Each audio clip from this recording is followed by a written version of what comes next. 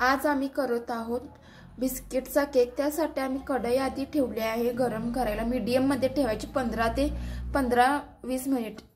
कढईवरती ताट झाकून ठेवायची 10 मिनिट। पार्लेच्या बिस्किटची करत आहोत केक। आम्ही पार्ले बिस्किटचा केक करत आहोत। त्यासाठी आम्ही 10 रुपयाचा बिस्किट पुडा घेतलाय। त्याला छोटे छोटे बारीक तुकडे करून आधी घ्यायचे आहेत। तुम्ही हे मिक्सरला पण लावून घेऊ शकता, पण आम्ही हे असे हाताने बारीक करत आहोत। व त्यामध्ये आम्ही दूध गरम करून घेतलंय। थोडं दूध गार होऊन द्यायचं आणि मग वतायचं त्यामध्ये।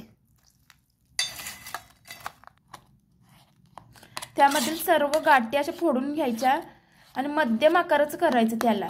एकदम पातळ आणि एकदम घट्ट पण नाही करायचं। अशा प्रकारे आम्ही हे मिश्रित करून घेतले आहे। त्यामध्ये एकही गाठ होऊ द्यायची नाही आणि त्याला पातळ आणि जाडही नाही होऊ द्यायचं। एकदम मध्यम असं करायचं म्हणजे केक छान होतो। व आता या भांड्यामध्ये आम्ही केक करत आहोत। त्यामध्ये थोडंसं तूप सगळ्या भांड्याला लावून घ्यायचंय। तूप कडे मैदा लावून घ्यायचा, सगळीकडे घ्यायचं। त्यामुळे आपल्याला बटर पेपरची गरज लागत नाही। अशा प्रकारे आम्ही मैदा लावून घेतला आहे।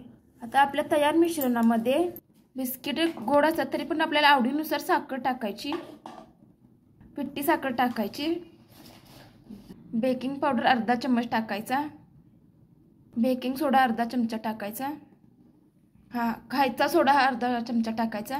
असं मिश्रित करायचं एकाच बाजूने।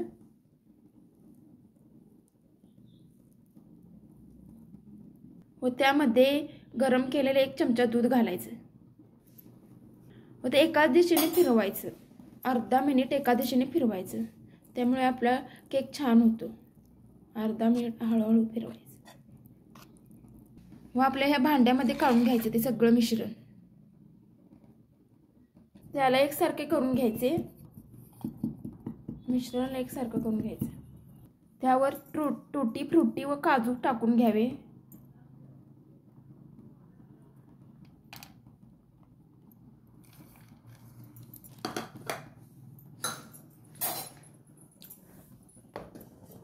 व गरम कढईच्या ह्याच्यात ठेवावे 30 मिनिट। 30 मिनिटांनंतर केक तयार होतो। आता केक तयार झाला की नाही ते आपण बघूया। केक पूर्णपणे तयार झाला आहे आपला। 5 मिनिटांनंतर केकाला काढून घ्यायचं, कारण थोडं थंड होऊ द्यायचं। कढईने काढून घ्यायचं, त्यामुळे व्यवस्थित निघतो। अशा प्रकारे आमचा केक तयार झाला आहे। हा आम्ही केक क्रिसमस स्पेशल केला आहे। केक आवडल्यास नक्कीच लाईक, शेअर आणि सबस्क्राइब करा। स्पेशल केक लय भारी झाले। Jingle bell jingle bell jingle on the way, merry Christmas jingle on the way.